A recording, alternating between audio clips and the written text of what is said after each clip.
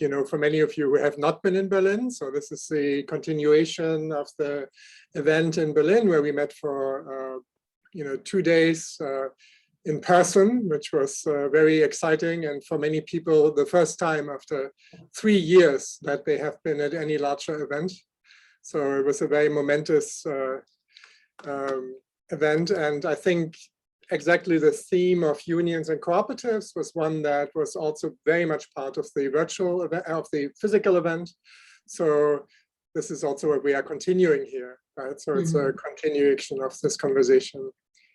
And very exciting to see all of you joining in here. Thank you for coming. And of course, thank you for the guests, the guests, but also the speakers, right, for making it sometimes at quite inconvenient hours for this event. Very much grateful to you. I will have a little sneak of who's already in here, even though you can all see my shared screen now. Yes, quite some people joining. Very excited. So let's get started in maybe a couple more minutes. With a little introduction and of course introduction of the speakers who are here today. So grab a glass of water maybe.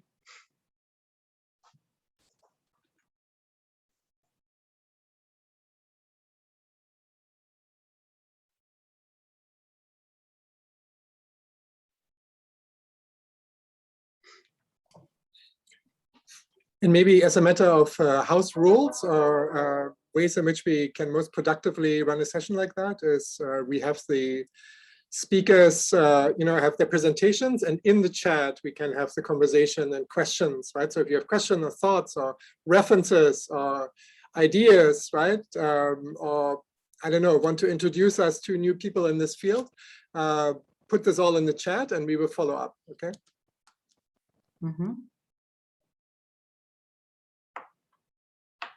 And of course, raise your hand once we are up for the Q&A after the inputs by the 3 speakers, to have some lively discussion also here in our session.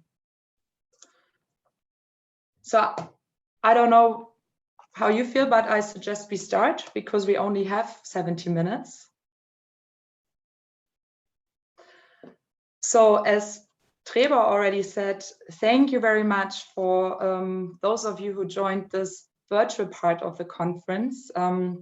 We already met in Berlin on Friday and on Saturday in the in-person meeting, but of course, due to COVID times, we couldn't all be there.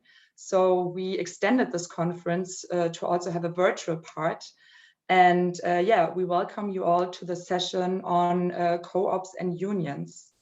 So in the next 70 minutes, we want to explore the relationship between trade unions and cooperatives. So both movements, as you know, probably most of you, share historical roots in the industrial era and have given different responses to enhancing workers' power within the capitalist social and economic relations. While co-ops address the question of ownership structures, unions organize workers of companies to collectively fight for better working conditions.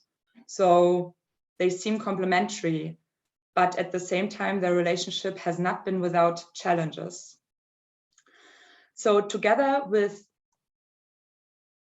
these 3 great speakers, we want to debate how have unions traditionally supported the formation of worker cooperatives? How would a union benefit from supporting or launching a cooperative? And on the other hand, what would a cooperative gain from organizing as a union or from unionizing? So let me introduce the 3 great speakers that we have here today. First, we have Minsun. Minsun is the founder and principal of a consulting company called Labor Co-op Connection that provides popular education on labor and co-ops, on co-op incubation, and conducts research on the social economy. You are also based at the University of Colorado, where you research on labor and worker cooperative movements, so right the topic of today.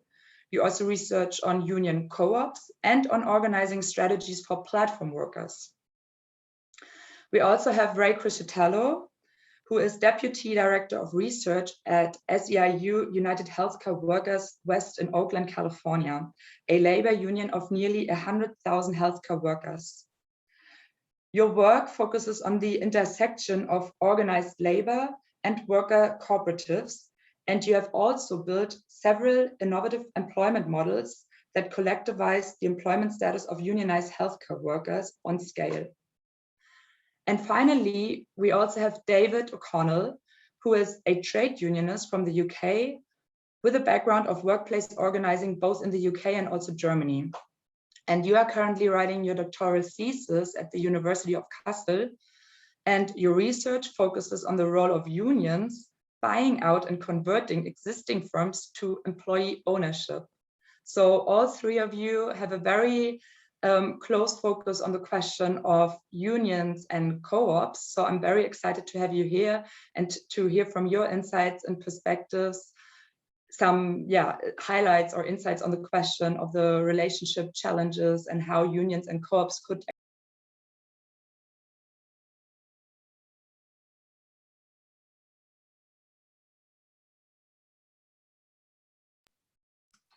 Christina, you hear me again? Was I mute for long? I don't know how that happened. I did not even touch my laptop. I don't know how that happened, to be honest. Anyhow, I hope you heard the introduction of the speakers, which was the most important part of this. Yes, I'm happy to have you all with me here, the speakers and also the by now 40 participants, as I can see. How we will do it, we will hear about 10 minutes input from each of the speakers, and then we hope to have some time for Q&A. So I pass over to Minsun, who will make the start with the presentations. And I will stop my presentation so that you can follow up with your slides.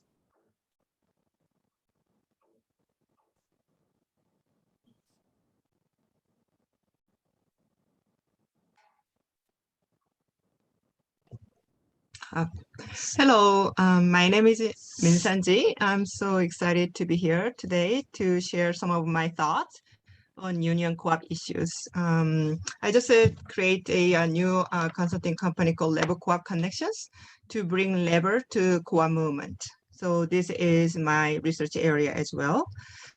Basically, when we talk about union co-ops, I think there are a lot of sort of the puzzles that people think about. So I want to start with,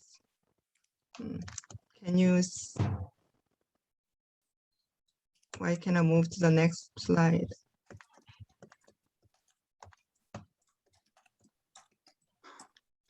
Can you see the screen? Yes, the screen works. Oh, here you go. Okay, perfect. Okay, technology. All right, so, again, my dissertation was about the union co-op as well. And again, the really fundamental questions come from sort of the antagonisms between unions and co-ops. Normally, when we think about the unions, we think of them as the entity organizing workers. And when we think about the co-ops, co-ops consist of owners. In capitalism, workers and owners are supposed to be in antagonisms. As Marx says, when we only have this kind of antagonistic relations between working class and the capitalist, then only we can actually improve the labor movement. So under that kind of assumptions, always we live in this sort of the antagonisms, antagonistic relations between labor and capitals. And that's kind of what unions have done, right? Unions had to have workers to organize, and they had to have some sort of antagonistic entity that is a capitalist. So under these assumptions, union co-op doesn't sound right? Because again, a lot of people still ask me, and how does that work? I mean, union only organize workers, but union cannot organize owners. And we think of this one as a theoretical antagonism or theoretical puzzles, but this one still plays out in the real time. When we think about union co-op, still a lot of workers are puzzled with that one. So it's hard, right? How we're gonna actually make that happen? Obviously, there are a lot of long histories, but union working with co-ops, some of the unions actually convert companies to co-op as well. So we have a lot of history. We can come back to history, but what if workers are owners, right? This is another kind of a questions. Well, if workers are owners in capitalistics, maybe there are two scenarios. Maybe labor and capitals are in equal situations. The other one is, what if actually we think of union co-op as an entity where workers, labor actually control capitals? So this is two scenarios that we can look at. Some unions may still think of worker owners as workers, or some unions may think of worker owners as owners. And depending on how you look at it, I think that there are still lots of tensions, even within union co-ops as well. So we are kind of looking at what could be the best scenario. We don't know. But we can only know that we could experiment different models to see what it works and how we can actually improve the relations between the union and co-ops. Obviously, in the United States, CHCA, Cooperative Home Care Associate, I believe is one of the sort of the best models that we can learn from. So CHCA was founded in 1985 in Bronx. And obviously it was begun with 12 home care aides. And the union actually entered into home care industry sometime in 2000s. And they actually decide to organize the entire home care workers. That means that include the home care aides. And they look at CHCA as a worker co-ops, right? And they didn't want to exclude the CHCA to be part of the organizing drive. So there were the conversations, and they eventually actually formed a union co-op in 2003. And since then, the relations between the SEIU 1199 and the co-op has going really great. Obviously, there are different roles. They have the, owners. Actually, oh, this statistics does be wrong. There are about like 2,500 people as of this year. And the most recent statistics says about 75% of 2,500 workers are the owners. So in these models, SEIU have a collective bargaining for the employees of this CHCA. But at the same time, the owners are also part of the union as well, except the manager. So again, there are many different models that we can take a look at it. But one part that this organization is working very well is that union doesn't seem to come from sort of the antagonistic relationship. Obviously, there are lots of tensions in the beginning, but as the time went by, their relationship is pretty smooth. That's a successful case, but I want to kind of move on to another case where taxi workers were organized to be a union co-op.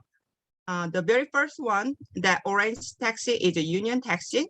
That is a union co-op that was established in 2009.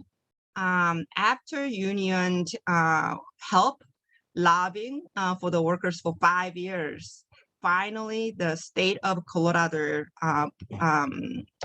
embraced new companies to be formed. And that's how the union taxi co-op was born. inspired by the union taxi co-op success, there was a new co-op that was born in 2016. That is a green taxi with about 1,000 immigrant workers. Obviously, these two taxi companies were under CWA 7777, Communication Workers of America. But the sad part is that both union taxi co-ops are no longer union members as of today. The question is why? There are a lot of problems between the two organizations. Although this taxi union co-op was a union co-op, they really did not know the roles of each one. Still, the labor union thought of the taxi co-op as owners associations. Therefore, there was no collective bargaining. There was no education that was done for the workers. For the workers' part, they only look at the labor union as someone who will only advocate for their right, for example, to defeat Ubers. Under these situations, it didn't work.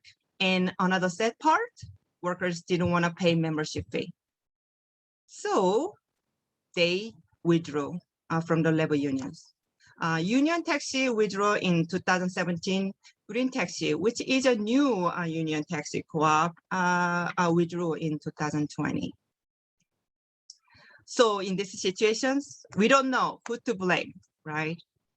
Now, just looking at all those sort of the success case and a failure case of the union co-op, these are the sort of the theory that I like to share with you. Always my agony has been, how can we actually make a very strong union co-op theoretically and practically? Number one, the benefit of this union co-op is actually union co-op is really good to organize independent contractors. Because labor unions are having a hard time organizing independent contractors to the labor union, union co-op is a way to do so. As we actually have more service sectors, organizing independent contractors to be a union co-op will be a very good way. Number two, I think strong union co-op, in my theory, is that it really prevents degeneration of co-ops. I think that is a case of the union taxi and green taxi, sadly. Because again, when you only think about yourself as owners, and don't think about anything else as a part of the movement, that's what the degeneration happens, even to union co-ops. So we really have a lot way to go, right? Because again, in reality, union co-ops can bring amazing benefits, yet it is a challenge, but at the same time, it has a lot of puzzles to solve. Another strong union co-op that I like to advocate is a solidarity. I think whatever the relationships that we have, the best way is to look at each other as a part of the growing labor movements. When we only have that solidarity, a sense of solidarity to each other, this union co-op will work. Otherwise, it comes with lots of problems. I can actually give you one quick example that I learned while I was interviewing a lot of co-ops in Argentina.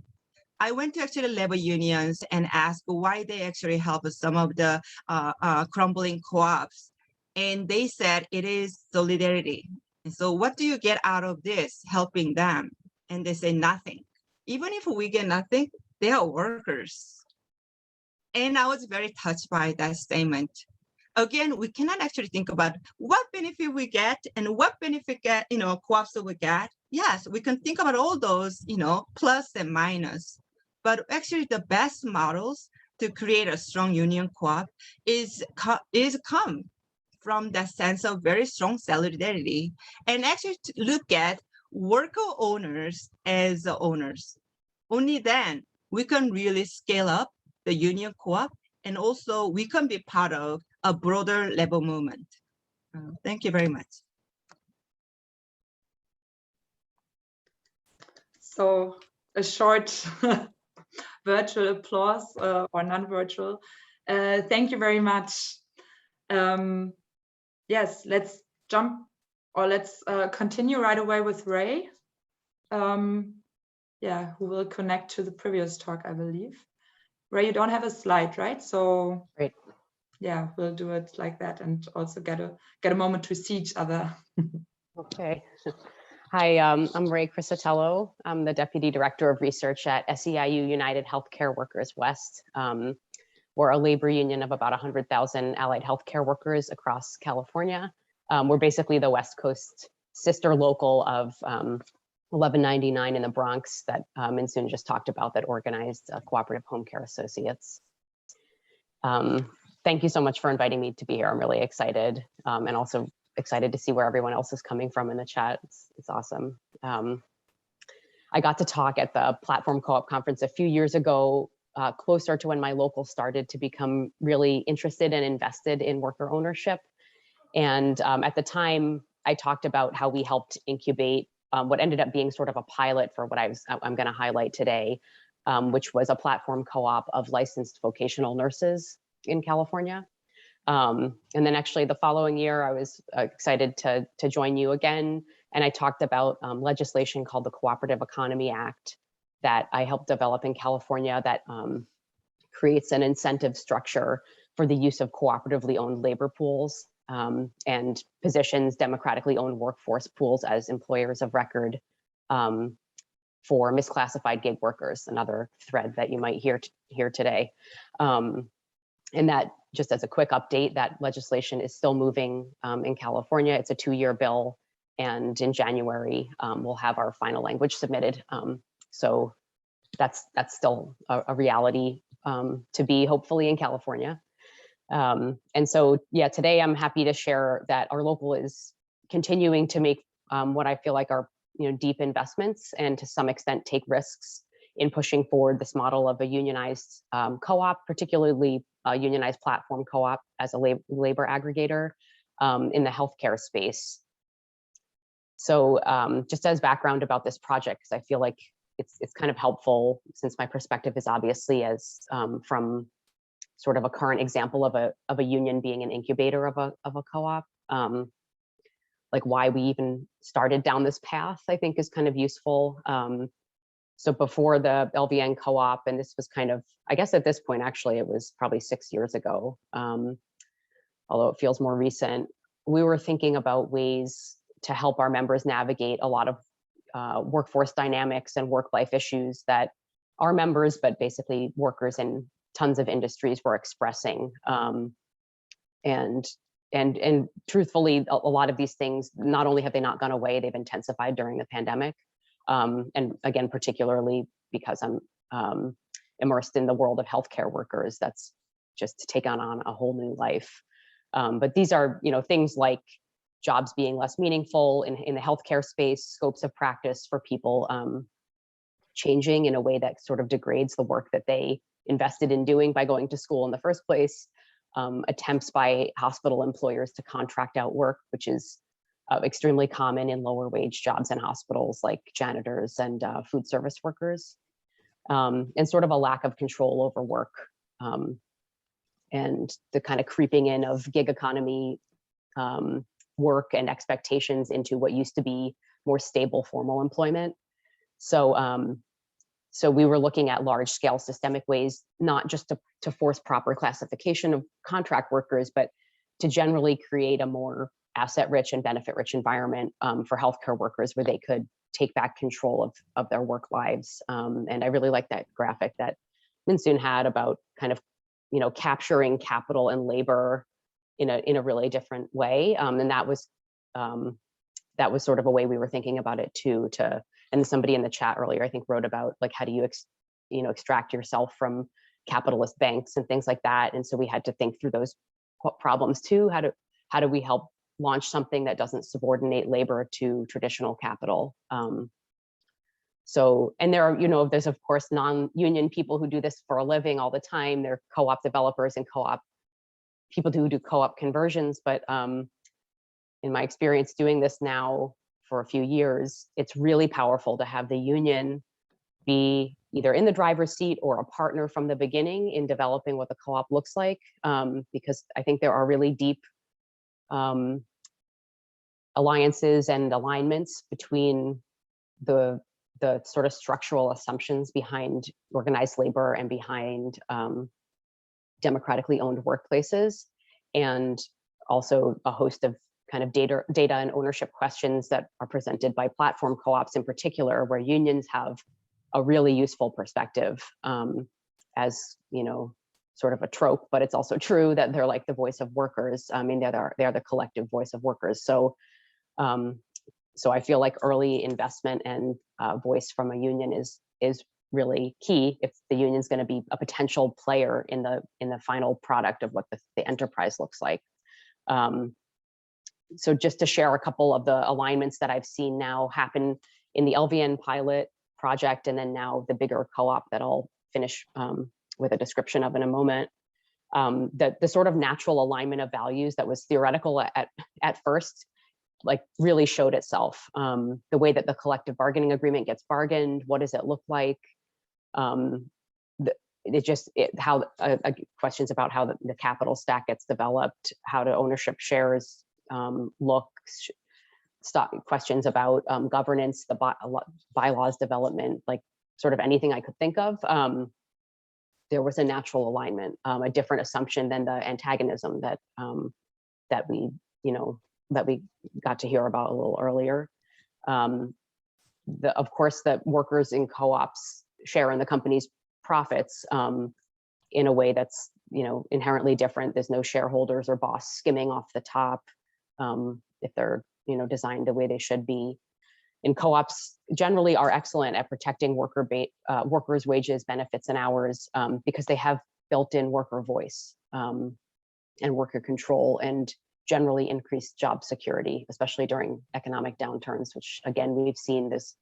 There are some groups in the US that put out really nice, like, yearly reports about co-op activity, not union co-op in particular, but co-op activity. And you can see things like workforce retention and things like that that are always enhanced over capitalist structures. And on the kind of other side about, well, what do unions give or lend to this model? Unions can give workers access to pooled benefits that are enormously valuable, things like pensions and healthcare, retirement. Also, which has been really important for the healthcare co-ops that we've developed, access to training and education funds. So here, they're called Taft-Hartleys usually, but some sort of trust or labor management partnership fund that can be huge and can really scale apprenticeship and workforce career pathway development for workers. So imagine, you know, you're working in a co-op, unionized co-op platform, and you're out on job assignments, and you have an employer of record as the co-op, but you know, you also have the ability to go back to the co-op and say, like, I want to become a nurse, I want to become a phlebotomist or whatever, and then they can help, you know, connect you to the training fund that can help you do that. It's really powerful to get people into, you know, positions of wage growth. And there's lots of other, you know, enhanced political power and avoiding contracting out and other sort of bottom feeder employment behavior, enhanced entrepreneurship opportunities. This is sort of a long list, but I think those are kind of the key ones. And I will just say that during the pandemic, because the new co-op has been launched during the pandemic, the other thing that I've seen is it solves, at least partly, for high turnover in a really stressful work environment. So, you know, we were experiencing our union members growing increasingly frustrated with hospital and healthcare staffing industry, kind of focus on shareholder and executive profits during the pandemic, which is like was particularly gross. And instead of investing in worker wealth building and worker health and safety and patient outcomes, and so with a unionized worker co-op staffing entity, you know, obviously all the incentives are different. They're totally inverted. So the new staffing co-op I've been alluding to, it's called Allied Up Cooperative. The union developed it and let it off into the world a few months ago. It's a multi-classification staffing co-op. Essentially any classification of allied healthcare worker can be in the co-op. They do staffing just like you would imagine a staffing agency doing temporary, short-term, long-term, permanent placement, like all sorts of placements. And part of the labor supply for Allied Up, back to the training fund idea, the part of that labor supply comes from having a privileged relationship with Futuro Health, which is a nonprofit training and education program that the union negotiated with Kaiser which is a huge hospital system, during our last collective bargaining agreement.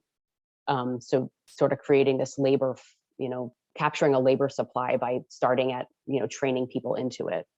And we're almost done with the CBA. We've been bargaining for a little bit, but that will be done soon. There's about, there's 40 something workers at this point. The idea is to scale it, hopefully 2 or maybe beyond cooperative home care associates, like thousands of workers. They do have contracts, they have an executive team, and they have worker owners actually at this point, because the bylaws call for, I think, 350 hours of work before being a candidate. And I think 8 people have reached that already. So they actually have worker owners. So aside from the appeal of finding alternative organizing paths, I'm really hopeful that Allied Up and this model more generally will deepen member engagement for us, for union workers overall, stabilize career pathways, create access to wage and benefit growth, improve quality of work life, and like I said, reduce workforce turnover, and ideally promote an employment model that is both accountable to the workers and the communities, and more stable and aligned with our union values. Thank you. Thank you very much to Ray. Also, at least a little non-virtual applause for you. Thank you very much. I see that there is already a lively discussion going on in the chat. So before we start, or before we open the floor for questions, but also for discussion, bear with us for another moment, because now we would like to have David O'Connell sharing with us his insights on the question of co-ops and unions from research, and I believe also from practice, as being a unionist yourself. So thank you very much. Is it working already, the sharing screen, or not? It's loading, I believe. Okay. It's not, I cannot see it yet.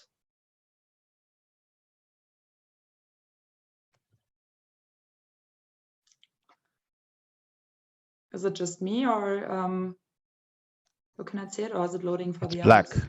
It's black, yeah. It says that you've started screen sharing, but nothing is happening. Maybe you retry.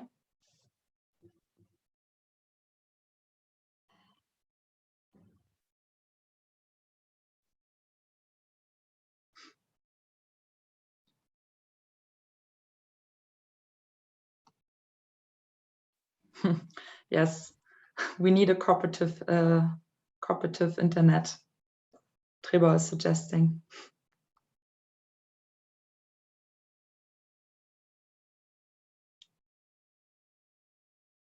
Is David David. Is he still in the conference, or did he get kicked out? Let's see.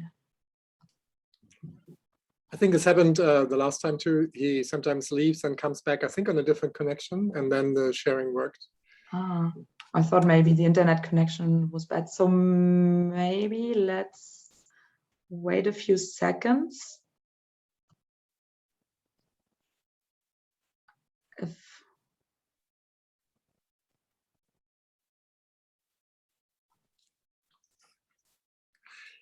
Like another interesting thing that we picked up just to fill this moment, maybe with another thread, which was workers' councils, which was a very interesting discussion also at the Friedrich-Ebert-Stiftung. where I spoke, when was that, yesterday in Berlin or the day before? And so that would be an interesting question too, like how can we rethink this idea of workers' councils? And I think some of these experiments with associational power of workers in the gig economy, not just unions, right, but really all experiments that create associational power between workers, I think already include, right, the push for equivalence of workers' councils in these larger tech companies in Europe. So that would also be an interesting, here's David coming back, thing we should think about. So workers' councils, we keep that as in mind for the discussion as one topic or one string of discussion. David, can you hear us?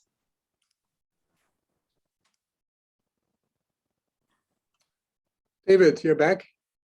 I'm back. Yes. Was that the first technical problem of the conference? Yeah, it's a fingers crossed now it works. internet. but now it's working, right? Yeah. Yes, okay, it works. Sorry about that. My apologies. No worries. I will keep. Oh, and he froze. He is. We Yeah. lost him again. David, can you hear us at all? Oh, he's locking on again. There he is. Sharing the screen, I think. I get kicked off every time. I'll try one more time, and then if not, I can just speak from the heart. Yeah. Perhaps somebody else can share your slides, and then you could speak. That would be another idea. We'll just see. If not, it's no problem. Does it work now? Yes. For the moment, I think it's maybe when I go to slideshow it doesn't work. So let's do it old school. Okay.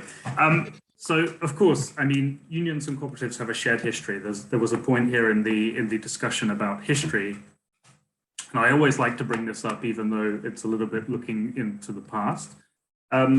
Trade unions are, of course, as we've discussed, an organization of workers that have been formed primarily to defend the interests of those workers in the workplace against an employer, while cooperatives, or more specifically, we're talking about worker cooperatives and producer cooperatives, are businesses which are owned and self-managed by those workers or worker owners. But as I mentioned in the conference in Berlin, both of those kinds of organizations actually have the same origin, going, that says 1930s, I meant 1830s in Britain. And the point I wanted to make was that as a British person myself, even though we have the responsibility of having brought capitalism into this world and spreading it around the world, we also invented trade unions and to a certain extent also cooperatives.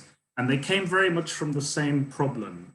They were organizations of workers who were trying to deal with some of the issues that they faced in general, and they were often referred to as friendly societies. They could operate as a trade union in the workplace, but then after work, it might be the very same people meeting up and trying to organize consumer cooperatives or worker cooperatives, and then even in the evenings, operating as political parties from time to time. So the word union originally was often used to refer to any form of working class organization, including unions and cooperatives. And it was only later on, a decade or two later, that they began to be referred to as trade unions and cooperative unions, and then later as trade unions and worker cooperatives, as they specialized in their respective fields.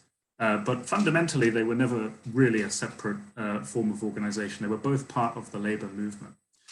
Now, is this a current topic? I'm going to have to say yes, of course. I mean, I know that that's been emphasized already, but one of the reasons that I think that this is a very current topic from the perspective of the union movement is because we don't like to mention this too often, but trade unions are in a global decline. And that's for a few reasons. I mean, it's to do with anti-trade union legislation in some countries, but to a large extent, it's also to do with changes in the law and also shifts in production. So one of those shifts in productions that is relevant here would be, for example, the move to platforms as a form of employment, or to, let's say, the growth of the gig economy. But in all kinds of fields like this, trade unions are outflanked by developments, and need to, in my view, look for new or perhaps even old forms of alliance, which we've had in the past. In Germany, for example, where we have, some trade unionists will look to German example as a very good example of massive collective bargaining rounds, which cover huge industries. Even that is in decline now. German auto manufacturers are moving production to Hungary and to the United States, where wages are cheaper and where those workers have less rights than the wonderful rights that we have in Germany. And so, for example, my union, IG Metall, is actually one of its biggest campaigns is working with the United Auto Workers in the United States so that they can try to get collective bargaining agreements with German auto manufacturers. So here's an example of the decline, in collective bargaining coverage in Germany, still very high, but going down all the time. And all of this has placed, I'm speaking a little bit from the German perspective, but it's a general trend. This places the labor movement in really uncharted territories for most of us in our life experiences, in that we're actually looking at existential threats to trade unionism and how we've done trade unionism in the past. So here, for example, the Metal Workers Union in Germany, in their Tarifrunde, which means collective bargaining round in 2018, were fighting for the rights of workers in Chattanooga because that was integral to them keeping their rights here in Germany. So that for me makes the context kind of clear that we need to start this conversation or deepen it. So what's the problem? Like, why isn't this happening already? Well, the case against cooperation between trade unions and cooperatives has been summarized, I think, well in 3 core arguments. The first one is that cooperatives do not necessarily improve working conditions.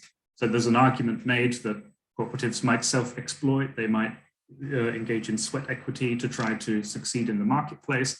And that can damage unions because if workers are working below the rates of a collective bargaining agreement, that actually puts those workers in competition with union workers. So that's one argument. Employee-owned firms are maybe not viable and fail, and that's not good for unions either, failed companies. And then there are some internal problems to cooperatives, which I guess won't talk about now, like the free rider and horizon problem. But I don't think these are valid in all cases. I think many economists would question whether self-exploitation is a real thing.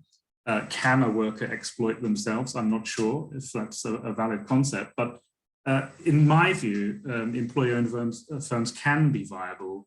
And actually the structure matters. So a union in a cooperative can make sure that the self-exploitation is not in competition with workers in other industries.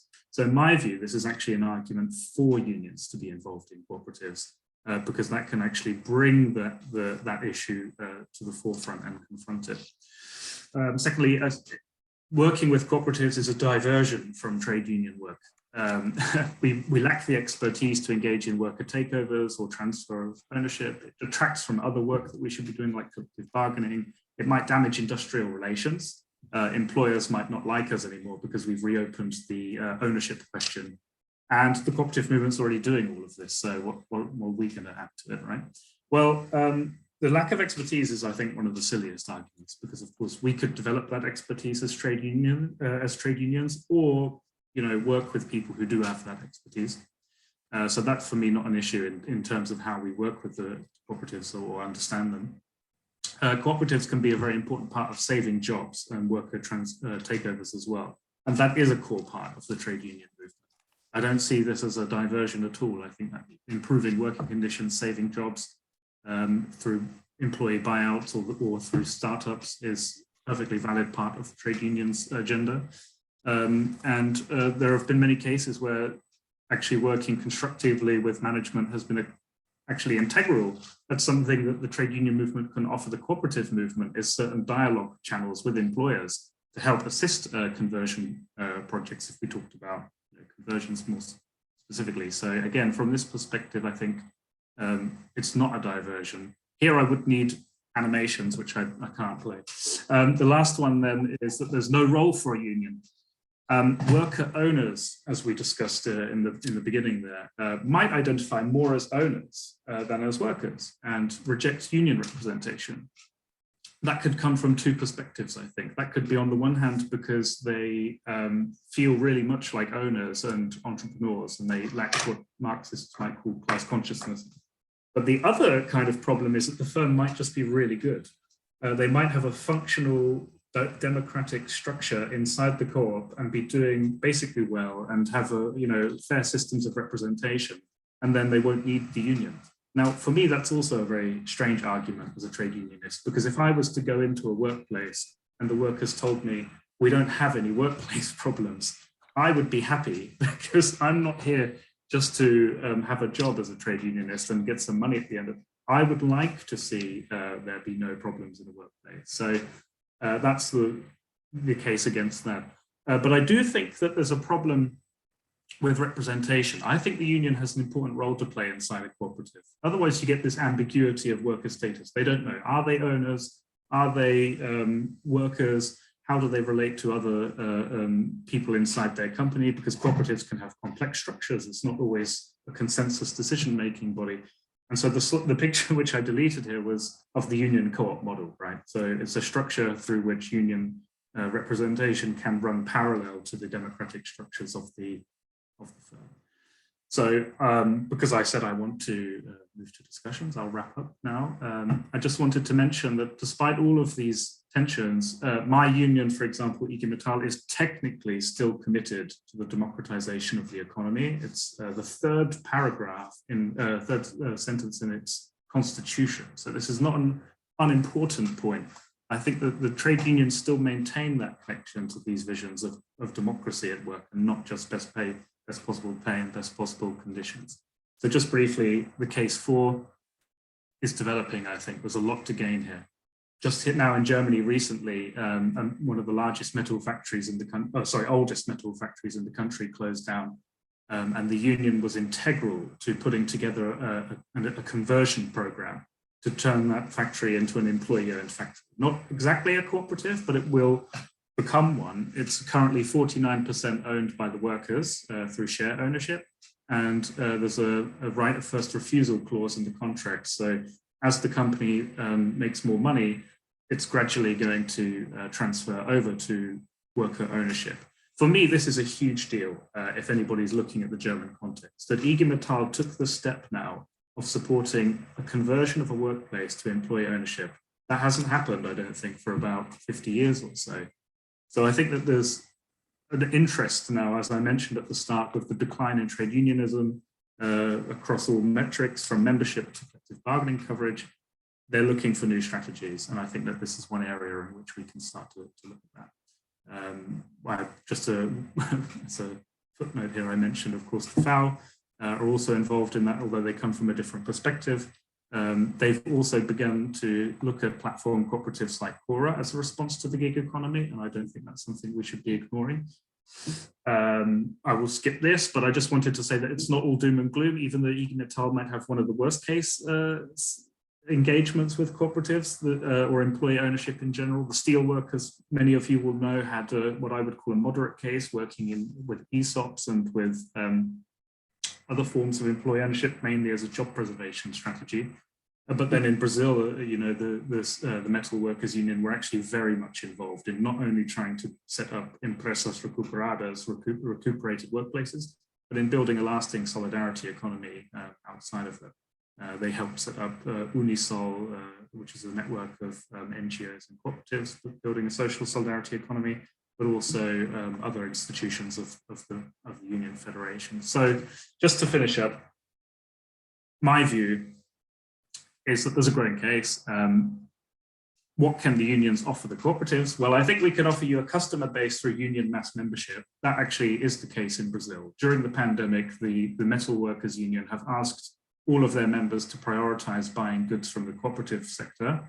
I don't think we have enough research to know how that went, but in any case, I think that's an example of what could be done. It can end wage wars between workers. I mean, the cooperative movement, of course, is interested, I hope, in cooperation, not just inside its company, but with other cooperatives. And it can prevent conflicts between the two. Unions can offer expert knowledge of the industry. I mean, we are constantly, as trade unions, looking at the markets, looking at trying to predict if there'll be a dip in the steel market or whatever.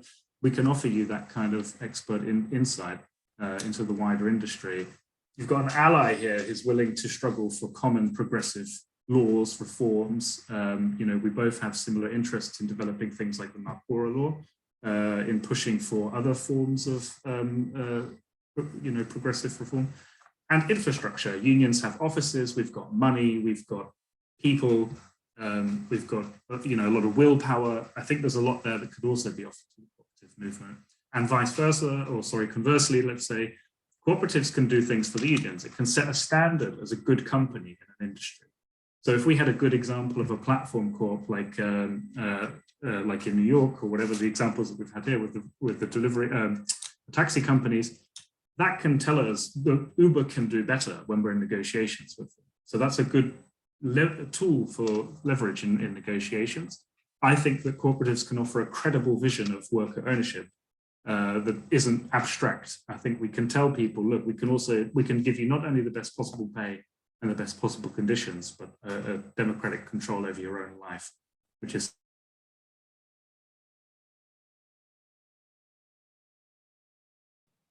final word, and we lost him again.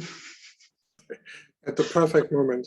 Perfect moment. Well, I believe he was about to finish, so this is a bit undiplomatic now, but maybe yeah, we stop it here. David cannot hear us, but nevertheless, I would like to say also thank you to David for this extremely interesting presentation. I would like to pass the floor to you or the audience now, even though I personally also have about 100 questions. We have about 20 minutes left, and I would like to, to use this for questions and discussion. And we already have one hand up from Jerome Warren. So if you would like to say something, ask something, contribute to the discussion, there has already been a lively discussion in the chat. Maybe some of you would like to repeat that so that everyone can hear it. People who have not been reading the chat, maybe. Please raise your hand. Jerome, the floor is yours. Yes, can everyone hear me? Okay, so just thank you to all the speakers for your very interesting talks from very different perspectives. It's always useful to get practitioners and academics and others together and not in sort of separate rooms. So I find this topic very interesting myself. There's people like John McDonald, I think, also working on these issues, others, and just the idea which I saw in Minsun's presentation, and I really did like this picture of the sort of different agencies and the different trajectories of I guess the agency within co-ops versus unions sort of promotes.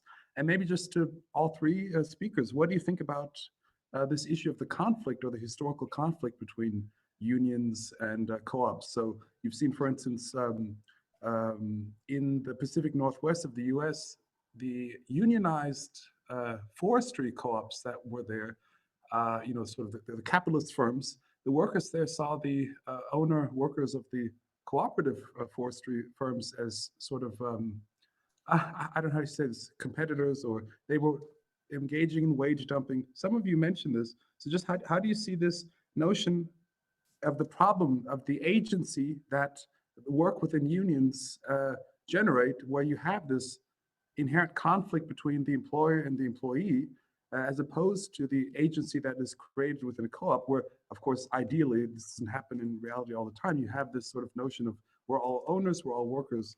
How do you overcome this sort of dichotomy? I have other questions, but I'm sure other people do as well, so leave it at that.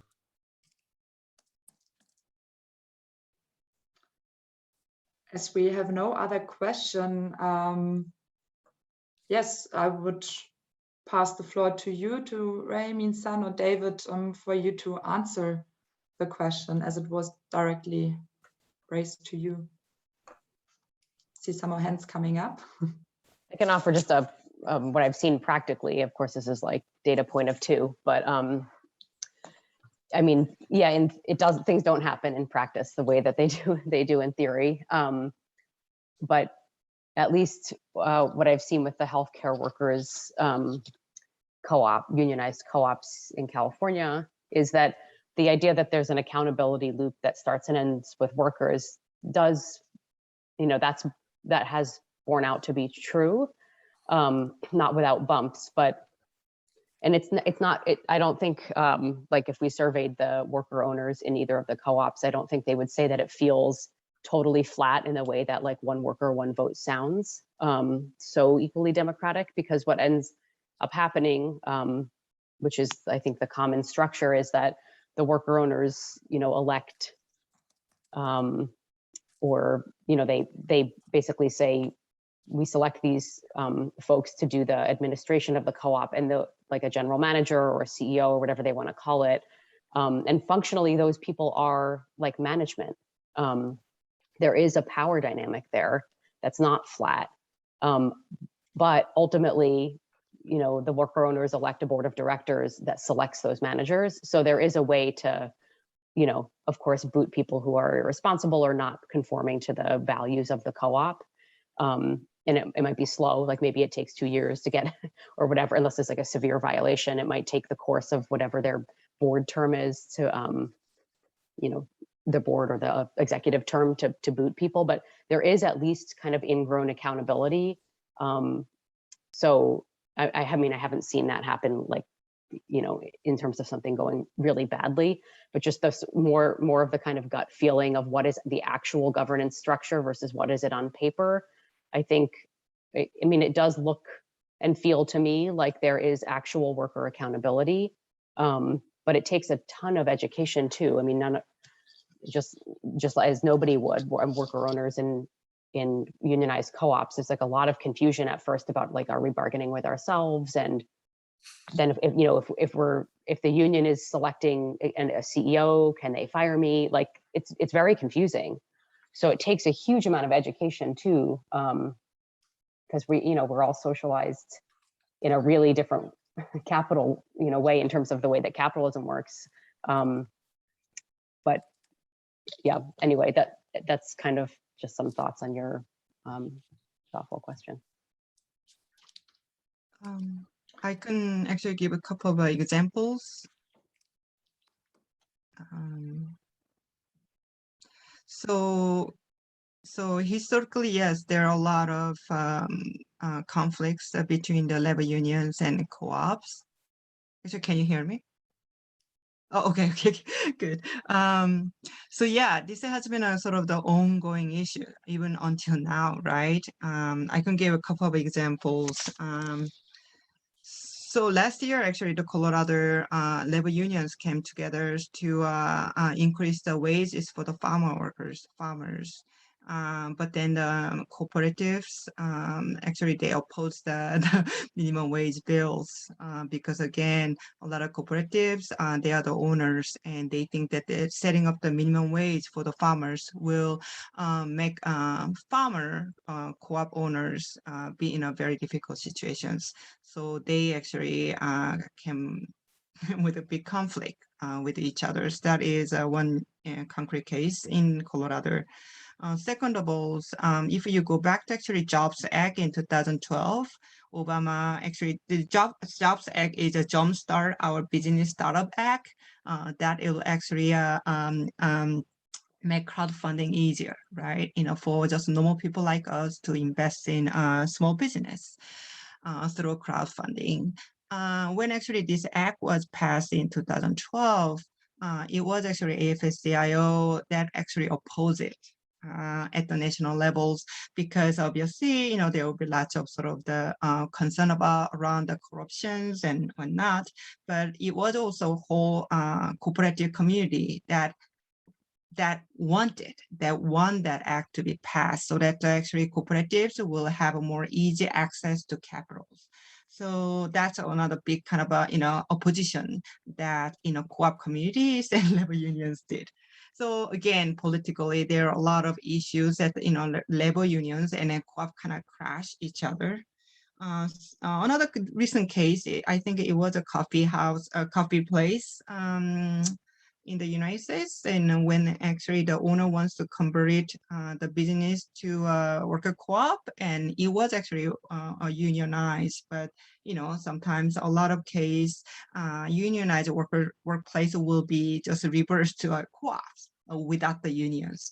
If this kind of thing happens, obviously labor union will be very upset, right? Because again, it used to be the unionized workplace, but now because it became a cooperatives, and the cooperative owners will say, hey, we are the owners, so why do we need to join the labor unions again, right? They have this sort of the theoretical assumptions that because we are owner, therefore we don't need a labor union. I think that this is a really fundamental problem as to why actually labor unions and a co-op, and just normal people just think that as a conflict, right? So yeah, there are a lot of sort of the historical confrontations between the labor unions and co-ops. Yes, thank you very much. We have 2 more hands up. James Harris is first. Hi, thank you. I have some questions. I have been trying to figure out the problem to precarious work in my local area, which doesn't have very much manufacturing anymore. We were hit really hard with recessions and stuff over the last 20 or 30 years. So we don't have much except for gig work and customer service work. It's the typical.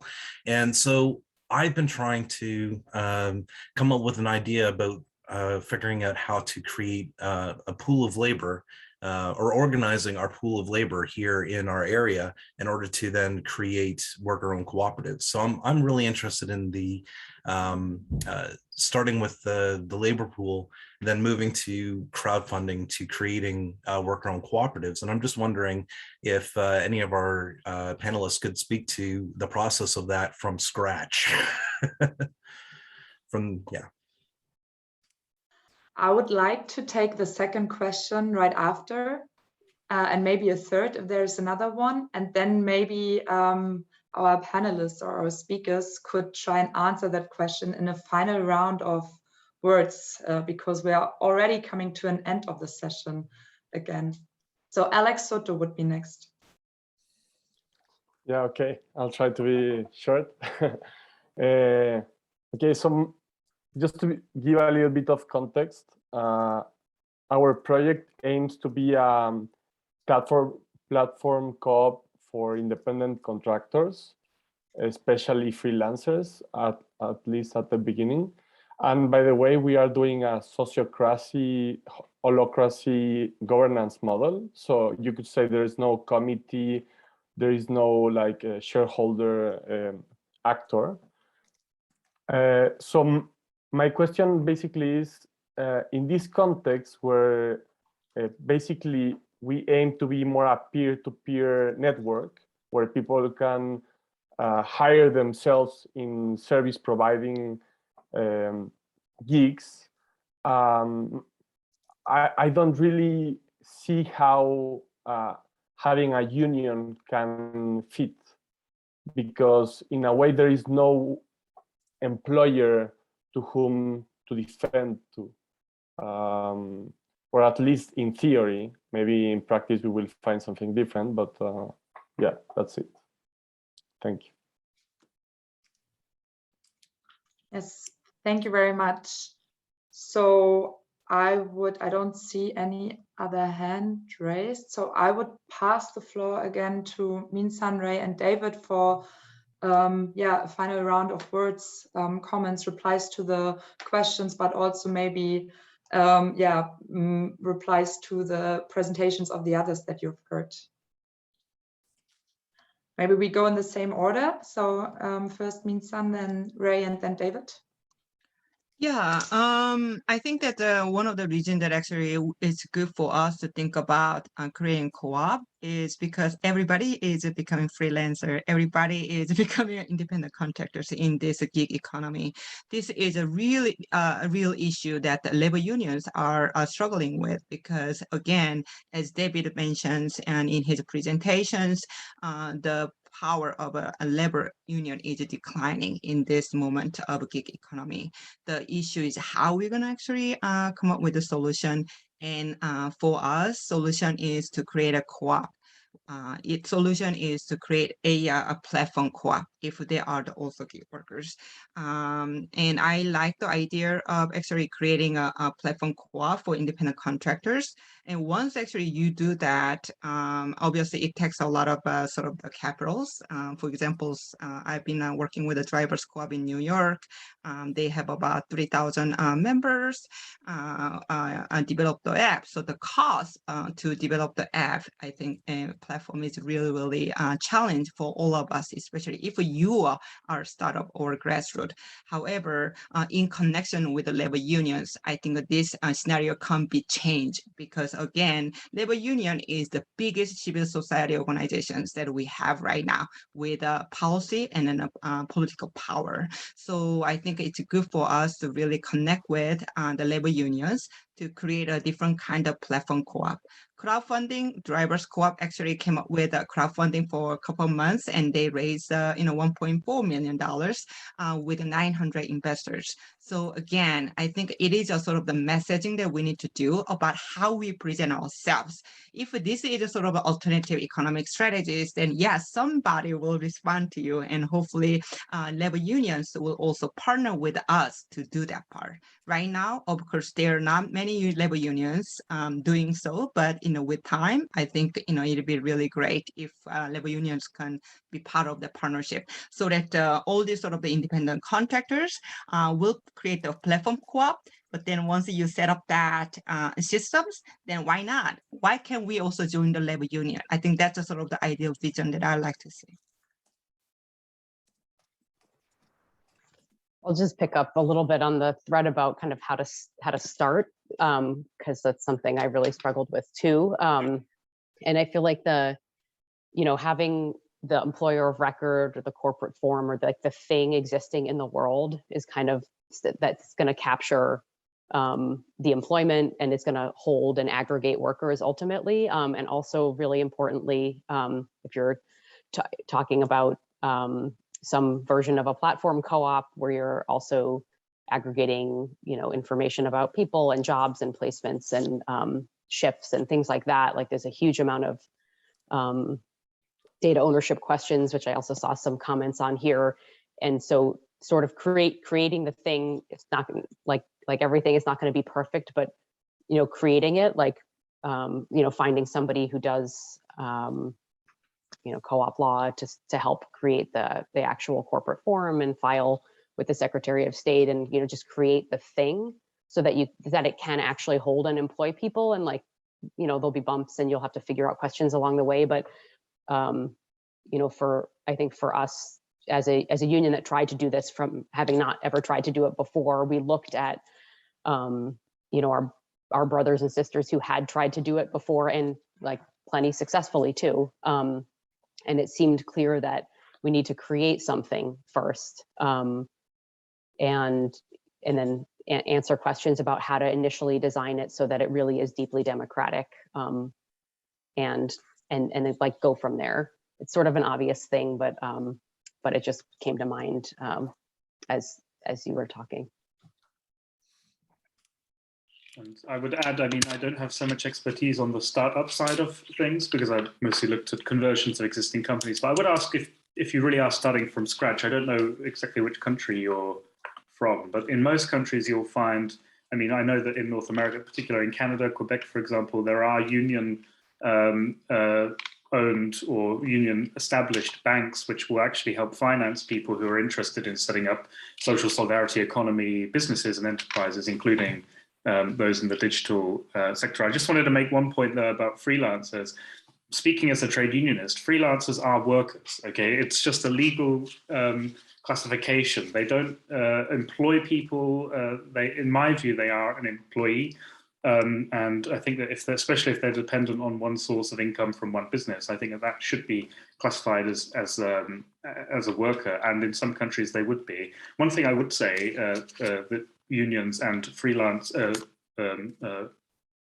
platform employees could work together on is changing legislation around, for example, access to holiday or maternity leave pay or something along these lines. Because if that was taken off of the backs of the platform cooperative and put onto the state as a social obligation, that frees up certain capital, and I think workers should be entitled to that, even if they are quote unquote freelancers or self-employed.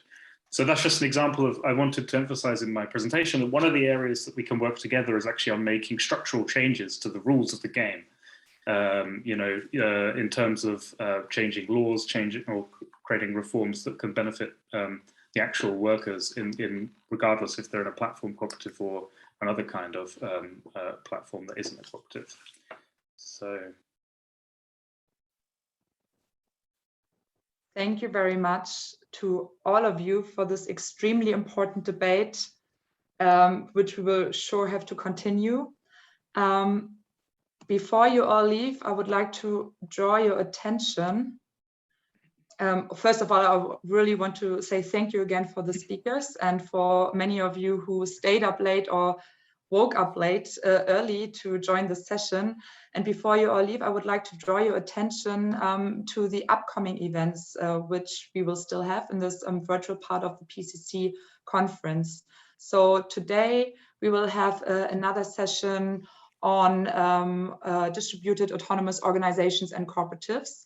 Then tomorrow we will have a session on data cooperatives and on global cooperative commonwealth. And then at 6 p.m. Central European time, we will have the closing session with McKenzie Wark. So I hope to see maybe some of you back virtually tomorrow. And yes, thanks again for joining. And I'm sure we will stay in discussion. Bye, everyone. Thank you very much. Bye.